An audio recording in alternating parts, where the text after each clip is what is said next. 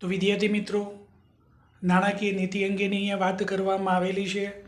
તો નાણાકીય સત્તા દ્વારા લેવાયેલા એવા સભાન પગલાં જે નાણાંના જથ્થા, ઉપલબ્ધિ અને નાણાંના ખર્ચમાં પરિવર્તન લાવે છે. અને બીજી વાત કહે છે કે સામાન્ય આર્થિક નીતિના હેતુઓ સિદ્ધ કરવા માટે સર્વોચ્ચ બેંકના હસ્તકનું નાણાંના પુરવઠાને અંકુશિત કરવાના જે સાધનો સોંપતી નીતિ એટલે નાણાકીય નીતિ છે. તો અહીંયા સામાન્ય રીતે આપણે ચર્ચામાં લઈએ કે આપણા જે આર્થિક નીતિના જે સિદ્ધિઓ છે એ હેતુઓને અનુરૂપ સર્વોચ્ચ બેંક દ્વારા આમ નાણાંના પુરવઠાને અંકુશિત કરવા માટેના જે સાધનોની જે સોંપતી નીતિ છે એને નાણાકીય નીતિ તરીકે ઓળખવામાં આવે. અને આપણે સાદી ભાષામાં આપણે કહીએ તો આર્થિક વિકાસની પ્રક્રિયાને વેગ આપવા માટે અને પ્રજાના હિત જાળવવા માટે સર્વોચ્ચ બેંક દ્વારા નાણાંના પુરવઠાને અંકુશિત કરવા માટેની જે નીતિ છે એને નાણાકીય નીતિ તરીકે ઓળખવામાં આવે છે. હવે નાણાકીય નીતિના સાધનો કયા કયા? તો નાણાકીય નીતિના સાધનોની આપણે વાત કરીએ તો એને બે ભાગમાં આપણે ચર્ચા કરીશું. એટલે તમારે પણ આ એક પ્રશ્ન પરીક્ષાલક્ષી છે. નાણાકીય નીતિના સાધનો તો એને બે ભાગમાં ચર્ચામાં લેવાના છે. એક પરિણાત્મક સાધનો અને બીજા ગુણાત્મક સાધનો. તો એ બે બાબતો તમારે ધ્યાનમાં રાખવાના. જો બોર્ડની પરીક્ષામાં કે પરીક્ષામાં પૂછાય પરિણાત્મક કે નાણાકીય નીતિના પરિણાત્મક સાધનો, તો પરિણાત્મકની જ વાત કરીશું.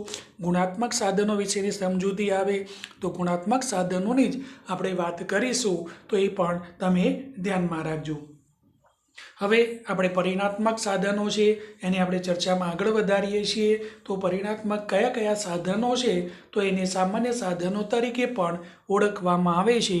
અને એમાંનો પહેલો સાધન છે બેંક રેટ. આ એક ગુણનો MCQનો પ્રશ્ન પણ અવારનવાર પરીક્ષામાં વિદ્યાર્થી મિત્રો પૂછાય છે કે બેંક રેટ એટલે શું? તો સમજો બેંક રેટ કોને કહેવાય? તો જ્યારે વેપારી બેંકો નાણાંની અછત અનુભવે ત્યારે વેપારી બેંક પાસે નાણાં ઉધાર લે છે અને રિઝર્વ બેંક વેપારી બેંકોને લાંબા ગાળાનું ધિરાણ જે વ્યાજ દરે આપે તેને બેંક રેટ કહેવામાં આવે છે.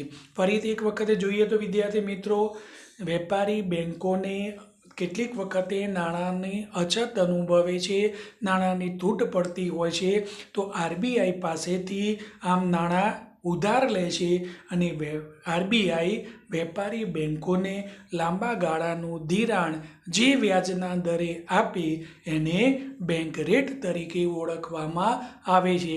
એટલે ટૂંકમાં વેપારી બેંકો RBI પાસેથી લાંબા ગાળાનું જે ધિરાણ લે છે અને જે ધિરાણનો એટલે કે જે દરે આવું ધિરાણ લે એને બેંક રેટ તરીકે ઓળખવામાં આવે છે. જ્યારે RBI બેંક રેટમાં વધારો કરે ત્યારે વેપારી બેંકોને ધિરાણ લેવામાં મોંઘું પડતું હોય છે અને તેની સામે પ્રજાને ઊંચા વ્યાજના દરે ધિરાણ આપે છે અને વ્યાજનો દર વધતા પ્રજા ઓછું ધિરાણ લે છે અને આમ નાણાંનો પુરવઠો ઘટે છે. જ્યારે અર્થતંત્રમાં ફુગાવો હોય ત્યારે RBI બેંક રેટ વધારી નાણાંનો પુરવઠો ઘટાડે છે, તેથી ફુગાવો ઓછો થાય છે. અને જો મંદી હોય ત્યારે તેથી ઉલટું કરવામાં આવે છે, એટલે કે એનો જે બેંક રેટ છે એમાં ઘટાડો કરવામાં આવે તો એ મંદીનો સમયગાળો છે એ આપી શકાય. હવે જુઓ આની સમજૂતી કેવી રીતે ફુગાવાને નિયંત્રણ કરી શકાય અથવા તો મંદીને કેવી રીતે દૂર કરી શકાય તે તમને સમજાવું. તો અહીંયા RBI આપણે શું કરીએ છીએ, બેંક રેટમાં ફેરફાર કરી અને ફુગાવાની જેવી પરિસ્થિતિ હોય કે મંદી જેવો સમયગાળો હોય તો એને કેવી રીતે નાણાંના પુરવઠામાં એ ફેરફાર કરે છે. તો અહીંયા જ્યારે RBI એ બેંક રેટમાં જ્યારે વધારો કરે પરિણામે શું થશે, બેંક રેટ વધારે એટલે જે વેપારી બેંકો RBI જોડેથી એ નાણાકીય જે પુરવઠો મેળવે છે એમાં ઘટાડો થશે અને જ્યારે પણ એ આપવાનો થાય જે તે ગ્રાહકોને તો ધિરાણ લેનાર વ્યક્તિને તો એ વ્યાજનો દર ઊંચો વસૂલ કરે છે અને વ્યાજનો દર જ્યારે ઊંચો વસૂલ કરે તો જેને પરિણામે શું થશે, જે તે પ્રજાને આવું ધિરાણ મોંઘું પડે છે એટલે પરિણામે લેતા નથી અને જેને પરિણામે બજારમાં જે નાણાંનો પુરવઠો એ ઓછો ઉપલબ્ધ થશે અને નાણાંનો પુરવઠો ઓછો ઉપલબ્ધ બને તો આપણે જે કોઈ ખરીદી કરીએ છીએ એ ખરીદી ઓછી થાય છે. પરિણામે જે ફુગાવો જોવા મળે છે એટલે જુદી જુદી ચીજવસ્તુઓના ભાવમાં વધારો જોવા મળે છે એ ઘટાડો જોવા મળે, કારણ કે આપણા જોડે નાણો પુરવઠો નથી એટલે આપણે વસ્તુ ખરીદી શકતા નથી અને વસ્તુ ખરીદી ન શકીએ એટલે નાણાં જે તે ચીજવસ્તુઓના જે ભાવમાં એ વધારો થયો છે એમાં ઘટાડો જોવા મળે છે. આમ ફુગાવાને નિયંત્રણ કરવા માટે આમ આરબીઆઈ બેંક રેટનો ઉપયોગ કરે છે. ખબર પડી ગઈ વિદ્યાર્થી મિત્રો? એટલે જેટલો બેંક રેટ વધારે એટલું આપણને ધિરાણ મોંઘું પડશે એટલે આપણો લોન ઓછી લઈશું અને આપણા જોડે નાણાં પુરવઠો ઓછો આવે અને નાણાં પુરવઠો ઓછો આવે તો આપણે વસ્તુઓની ખરીદી ઓછા પ્રમાણમાં કરીએ છીએ, પરિણામે ભાવોમાં સમતુલા જોવા મળે છે. એટલે ફુગાવામાં એ જે ફુગાવો એ અનિયંત્રિત હતો એને આપણે નિયંત્રિત કરી શકીએ છીએ બેંક રેટ દ્વારા. હવે એવી જ વાત મંદીના સમયગાળો છે તો મંદીના સમયગાળાએ જે વાત કરી એનાથી વિરુદ્ધ પરિસ્થિતિ જોવા મળશે વિદ્યાર્થી મિત્રો. કેવી રીતે? તો બેંક રેટમાં શું કરવામાં આવશે? ઘટાડો કરવામાં આવે. બેંક રેટમાં ઘટાડો કરવામાં આવે તો જેને પરિણામે શું થશે? એટલા પ્રમાણમાં વેપારી બેંકો વધુ પ્રમાણમાં આરબીઆઈ જોડેથી લાંબા ગાળાનું ધિરાણ મેળવશે અને જેને પરિણામે વેપારી બેંકો વધારે પ્રમાણમાં ઓછા દરે એ લોકોને ધિરાણ આપશે, લોન આપશે, જેને પરિણામે શું થશે? લોકોના પાસે વધારે પ્રમાણમાં ધિરાણ આવવાને કારણે, લોન આવવાને કારણે બજારમાં નાણાંનો પુરવઠો વધારે જોવા મળે છે અને નાણાંનો પુરવઠો વધારે જોવા મળે એટલે આપણે જુદી જુદી જે ચીજવસ્તુઓ છે અથવા વસ્તુઓની ખરીદી મોટા પ્રમાણમાં કરીએ છીએ અને જેને પરિણામે આવી રીતે જે મંદીનો જે સમયગાળો છે એ દૂર થાય છે. એટલે આમ બેંક રેટ એટલે જે નાણાકીય નીતિ એ આરબીઆઈની જ એક નીતિ છે અને એમાં આ બેંક રેટનો ઉપયોગ કરી ફુગાવા અને મંદી જેવો સમયગાળો છે એના ઉપર કંટ્રોલ અથવા તો નિયંત્રણ લાવી શકાય છે. હવે અહીં આપણે આગળ વધીએ તો નાણાંની માંગ કરતાં નાણાંનો પુરવઠો વધુ હોય ત્યારે ફુગાવો સર્જાય છે અને તેથી ઉલટું મંદી સર્જાય. આપણે હમણાં ચર્ચામાં લીધું કે નાણાંની માંગ કરતાં નાણાંનો પુરવઠો વધુ હોય ત્યારે ફુગાવો સર્જાય છે. તમારા જોડે વધારે રૂપિયા હશે તો વસ્તુઓ વધારે પ્રમાણમાં ખરીદી કરી શકશો અને વધારે ખરીદ કરો તો જે તે ચીજવસ્તુની અછત હોય એને વધારે કિંમત આપીને પણ તમે ખરીદો છો, જેને પરિણામે જે તે ચીજવસ્તુઓના એ ભાવમાં વધારો જોવા મળે છે. હવે મંદીનો સમય એનાથી વિરુદ્ધ પ્રકારની પરિસ્થિતિ જોવા મળે છે.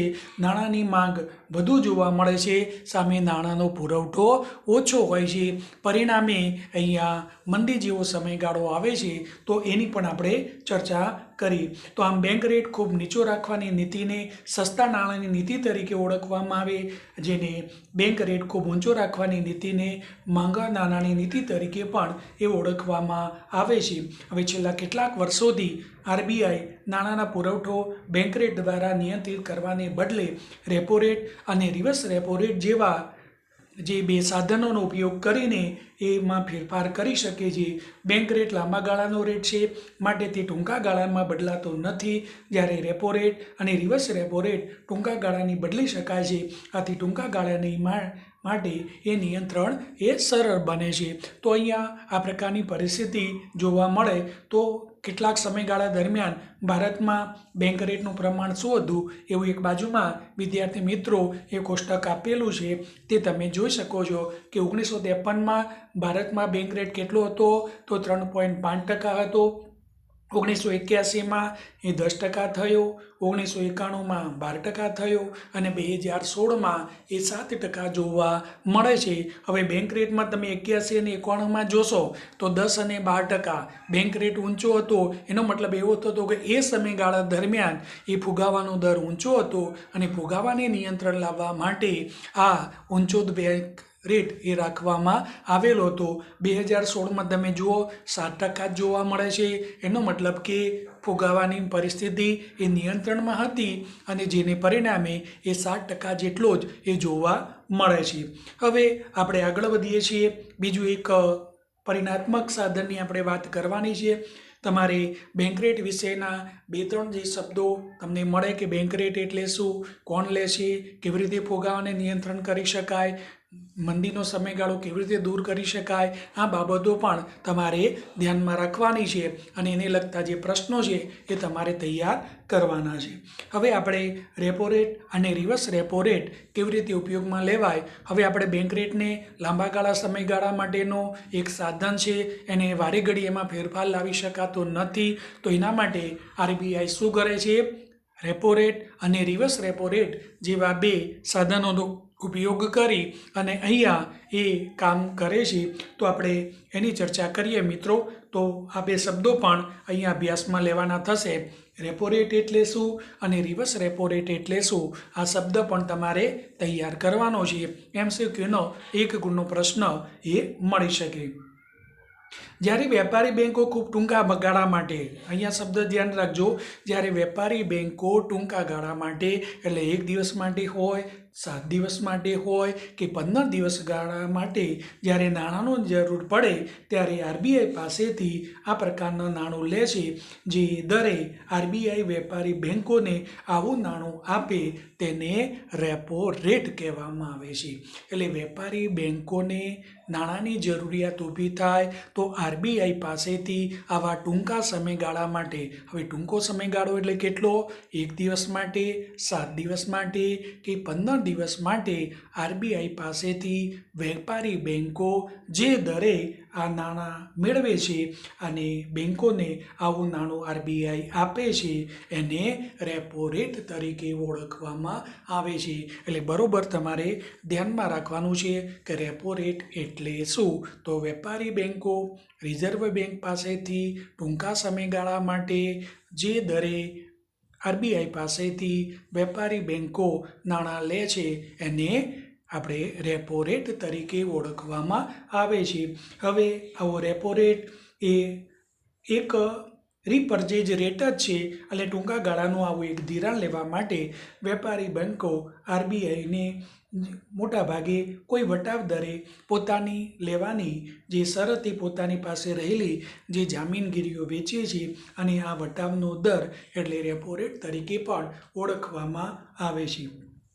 હવે ફુગાવાનો સમય હોય તો RBI રેપો રેટ વધારે છે જેથી વેપારી બેંકોમાં ઓછું ધિરાણ લે છે અને પ્રજાની સામે એ ઊંચા દરે ધિરાણ આપે. આમ પ્રજા ઓછું ધિરાણ લે અને નાણાંનો પુરવઠો તથા ફુગાવોને ઘટવા પામે અને મંદીના સમયમાં એ રેપો રેટ એ નીચો કરે છે. હવે ફુગાવાનો સમય હોય તો રેપો રેટમાં ફેરફાર કેવી રીતે કરી અને નાણાંના પુરવઠામાં એ ઘટાડો કરી શકાય તો હું તમને સમજાવું. જો વિદ્યાર્થી મિત્રો, તો અહીંયા ફુગાવો હોય તો એ RBI શું કરશે, રેપો રેટમાં વધારો કરે છે અને રેપો રેટમાં વધારો કરે તો જેને પરિણામે વેપારી બેંકોને આવું ટૂંકા ગાળાનું ધિરાણ મોંઘું પડે છે, ઊંચા દરે લેવું પડે છે અને વેપારી બેંકો જે ગ્રાહકોને આપશે એનો દર પણ ઊંચો હશે અને ઊંચા દરે આવે એટલે જે કંઈ ગ્રાહકો એ ઓછા પ્રમાણમાં એ ધિરાણ લેવા માટે આવે છે અને ઓછા પ્રમાણમાં ધિરાણ લેવા માટે આવે કારણ કે એ ધિરાણ એમને મોંઘું પડે છે અને મોંઘું પડવાથી એ ઓછા પ્રમાણમાં ધિરાણ લે છે. પરિણામે નાણાંનો જે પુરવઠો છે એ ઓછા પ્રમાણમાં એ બજારમાં આવે છે અને જેને પરિણામે આમ ફુગાવાને એ નિયંત્રણ કરી શકાય છે. એટલે રેપો રેટ છે એ રેપો રેટમાં જો વધારો કરવામાં આવે તો ફુગાવાને નિયંત્રિત કરી શકાય છે. એટલે કે કહીશું નાણાંનો પુરવઠો એ બજારમાં ઓછો જોવા મળે છે. હવે મંદીનો સમયગાળો હોય તો શું કરવામાં આવે વિદ્યાર્થી મિત્રો, રેપો રેટમાં ઘટાડો કરવામાં આવે. રેપો રેટમાં ઘટાડો કરવાથી શું થશે, વેપારી બેંકોને RBI ઓછા દરે જે દર હતો એમાં ઘટાડો કરે છે, ઓછો દર વ્યાજનો દર નક્કી કરે છે. પરિણામે આવો ટૂંકા ગાળાનું એ જે ધિરાણ છે એ વેપારી બેન્કો વધુ પ્રમાણમાં લે છે, અને વધુ પ્રમાણમાં લે તો જેને પરિણામે જે તે ધિરાણ લેનાર છે એને ઓછા વ્યાજના દરે એ ધિરાણ આપે છે. એટલે પરિણામે શું થશે? લોકો વધારે પ્રમાણમાં ધિરાણ લે છે, અને જેને પરિણામે નાણાંના પુરવઠામાં એ બજારમાં વધુ પ્રમાણમાં નાણાંનો પુરવઠો જોવા મળે છે, અને વધુ પ્રમાણમાં નાણાંનો પુરવઠો જોવા મળે પરિણામે જે મંદીનો સમયગાળો છે જે દૂર થાય છે, લોકો ખરીદી માટે બજારમાં આવે છે, અને જેને પરિણામે આ મંદીનો જે સમયગાળો એ દૂર થાય છે. તો આવી રીતે એ રેપો રેટમાં ફેરફાર કરી અને આરબીઆઈ ફુગાવા અને મંદીનો જે સમયગાળો છે એને દૂર કરી શકે છે. જ્યારે આરબીઆઈને ટૂંકા ગાળાનું ધિરાણ જોઈએ ત્યારે તે વેપારી બેન્કો પાસેથી ધિરાણ લે છે. આ રેટને રિવર્સ રેપો રેટ કહેવામાં આવે છે.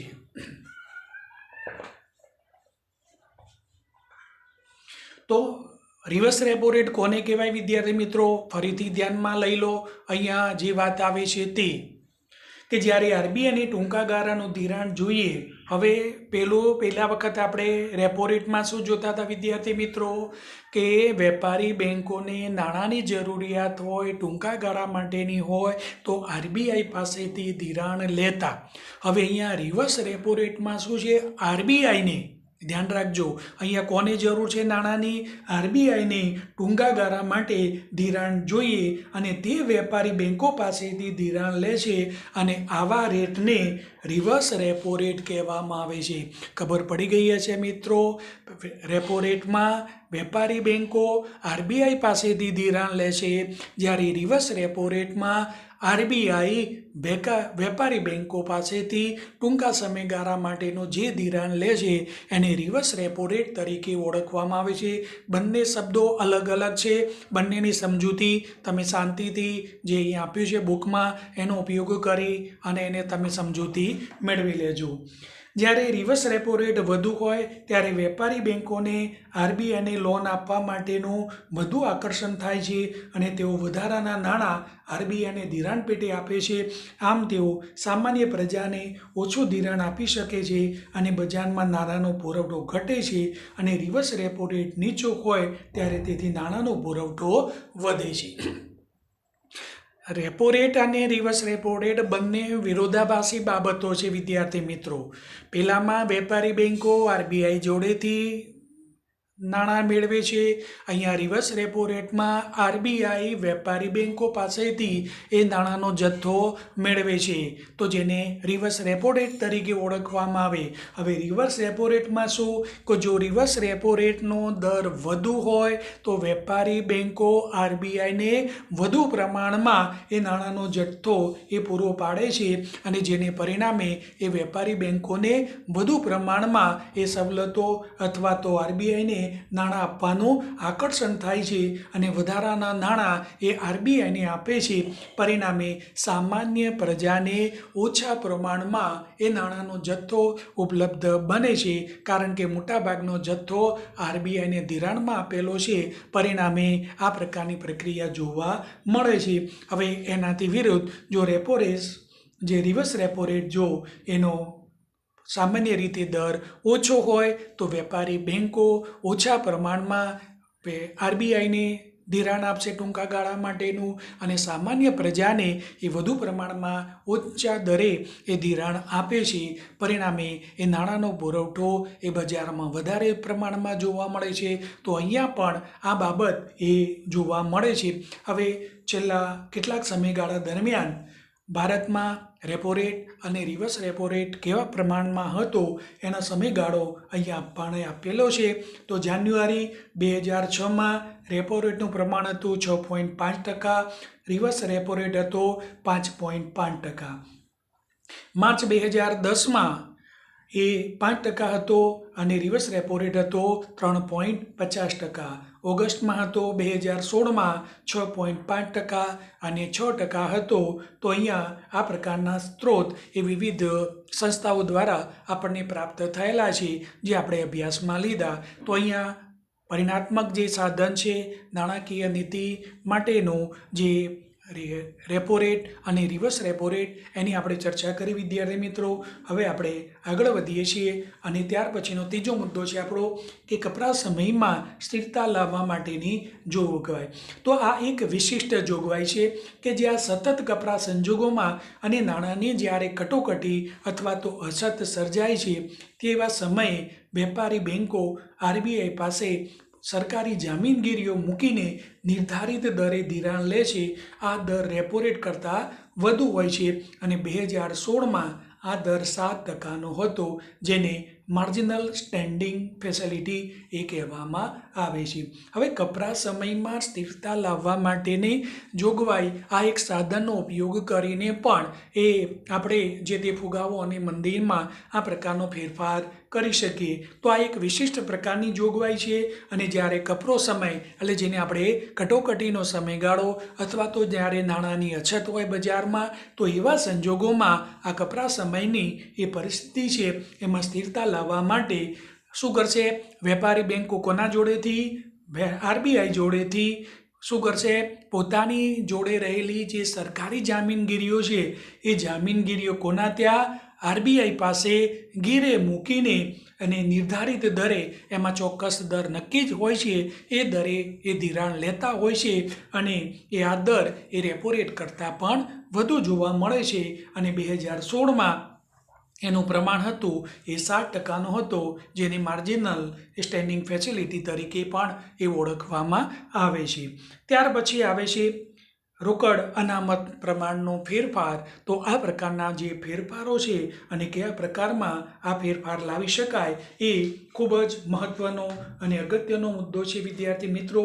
તો રોકડ અનામતના પ્રમાણમાં એ આરબીઆઈ ફેરફાર કરી અને કેવી રીતે નાણાંના બજાર એટલે કે પુરવઠો અને નાણાંની માંગમાં ફેરફાર કરી શકે, તો જેને કેશ રિઝર્વ રેશિયો તરીકે અથવા તો ટૂંકમાં CRR તરીકે આપણે ઓળખીશું.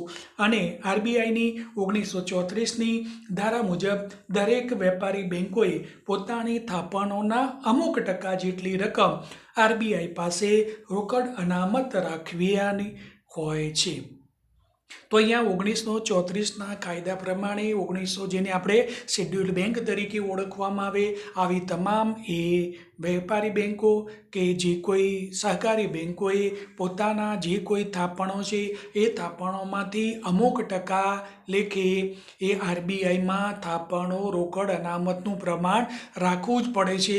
આ 1934ની જોગવાઈ છે અને દરેકે આ પ્રમાણેની રોકડ જેટલી થાપણો હોય તો એના 2% કે 5% જે નક્કી દર હોય એ પ્રમાણે એને રાખવી જ પડે છે, અનામત રાખવું પડે છે, જેને રોકડ અનામતના પ્રમાણ તરીકે ઓળખવામાં આવે છે.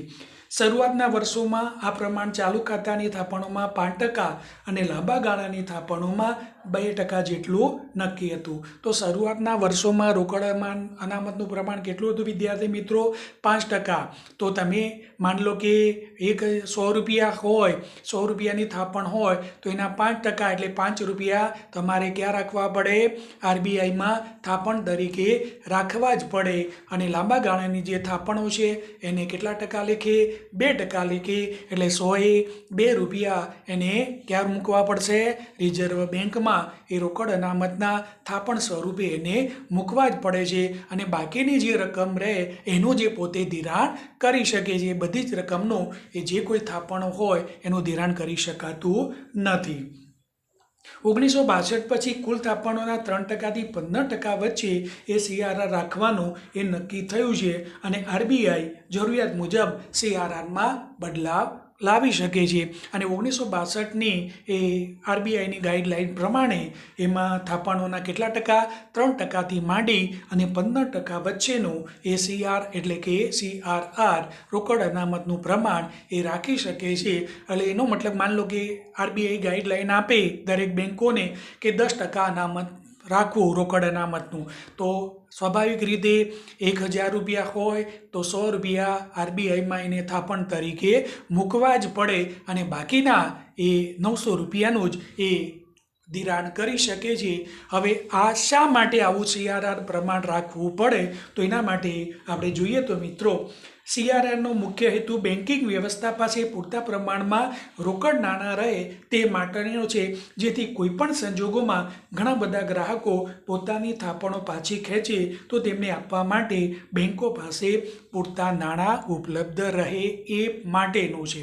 તો હવે આ CRRનું રોકડ અનામતનું પ્રમાણ શા માટે, તો એના માટે વાત કરે છે કે બેન્કિંગ વ્યવસ્થા માટે પૂરતા પ્રમાણમાં રોકડ અનામતનું પ્રમાણ જાળવેલું હોય તો જ્યારે કોઈ પણ સમયે કટોકટીનો અથવા તો નાણાંની અછત સર્જાય અથવા તો એકી સાથે ગ્રાહકો પોતાની થાપણો બેંકમાંથી ઉપાડવા માટે આવે, હવે જો બેંકોએ આવો રોકડ અનામતનું પ્રમાણ જાળવ્યું ન હોય, RBIમાં રોકડ ન રાખેલી હોય તો શું થાય, એકી સાથે બધી જ રકમ ચૂકવી શકતા નથી, અવ્યવસ્થા ઊભી થાય। તો એને ધ્યાનમાં રાખી RBIમાં મૂકેલા નાણાંનો ઉપયોગ જ્યારે એકી સાથે ગ્રાહકો જ્યારે નાણાં ઉપાડવા માટે આવે અથવા થાપણો ઉપાડવા માટે આવે તો આ થાપણોમાંથી RBI આ બેંકોને આપશે અને જેને પરિણામે આવી રીતે એ નાણાંનો જે પુરવઠો છે એ પુરવઠો જાળવવા માટે આ રોકડ અનામતનું પ્રમાણ એ ઉપયોગમાં લેવાય છે। વળી આ સાધન ફુગાવાનું નિયંત્રણ કરવા માટે પણ વપરાય છે। ફુગાવાને નિયંત્રણ કરવા માટે પણ એનો ઉપયોગ કરવામાં આવે છે। આપણને 1962 પછી 3 થી 15%, માન લો કે 5% છે, હવે ફુગાવાનું પ્રમાણ વધ્યું તો હવે RBI શું કરશે, એ CRRનું પ્રમાણ કેટલા કરશે, 10% કરે। હવે 10% કરે એનો મતલબ શું થશે વિદ્યાર્થી મિત્રો, કે 100માંથી 10 રૂપિયા તો રિઝર્વ બેંકમાં મૂકવા જ પડે, એટલે 90 રૂપિયા એ પોતે ધિરાણ કરી શકશે અને 90 રૂપિયા ધિરાણ કરે એટલે એટલા પ્રમાણમાં એ નાણાંનો પુરવઠો એ બજારમાં ઓછો આવશે, લોકો ધિરાણ ઓછું મળશે અને લોકો ઓછી ખરીદી કરે એટલે ફુગાવાને નિયંત્રણમાં લાવી શકાય। એટલે આમ સમયાંતરે ફુગાવાને નિયંત્રણ લાવવા માટે પણ એ રિઝર્વ બેંક આ રોકડ અનામતના પ્રમાણમાં એ ફેરફાર કરી શકે છે। હવે 10% કરે તો એ આપણે જોયું વિદ્યાર્થી મિત્રો, 5% હતા તો ફુગાવો વધ્યો હતો, હવે 10% કરશે એટલે વધારાના 5% RBIમાં એની થાપણોના મૂકવા પડે અને એટલું ઓછું ધિરાણ આપી શકે અને લોકોના જોડે ઓછા પ્રમાણમાં આ પ્રકારના રૂપિયા આવશે એટલે ફુગાવાને નિયંત્રણમાં લાવી શકાય છે। અને એનાથી વિરુદ્ધ તો આમ નાણાંનો પુરવઠો અને આપી ફુગાવો નીચો રહે છે અને મંદીના સમયમાં CRRનું પ્રમાણ ઓછું કરે। જો મંદી હોય તો જો 10% CRR છે તો એમાં ઘટાડો કરી અને જો 5% કરવામાં આવે તો શું થશે, બેંકો વધારે પ્રમાણમાં એ ધિરાણ આપી શકે, કારણ કે 10% હતા તો 100એ 90 રૂપિયાનો જે ધિરાણ કરતી, હવે 5% જ લાવવામાં આવ્યો CRR તો 95 રૂપિયાનું ધિરાણ કરી શકે છે। તો આવી રીતે ફેરફાર લાવી શકે। તો અહીંયા આપણે 3 સાધનોનો પરિણાત્મક સાધનોની આપણે ચર્ચા કરી, બાકીના સાધનોની ચર્ચા આપણે નેક્સ્ટ લેક્ચરમાં કરીશું। ધન્યવાદ।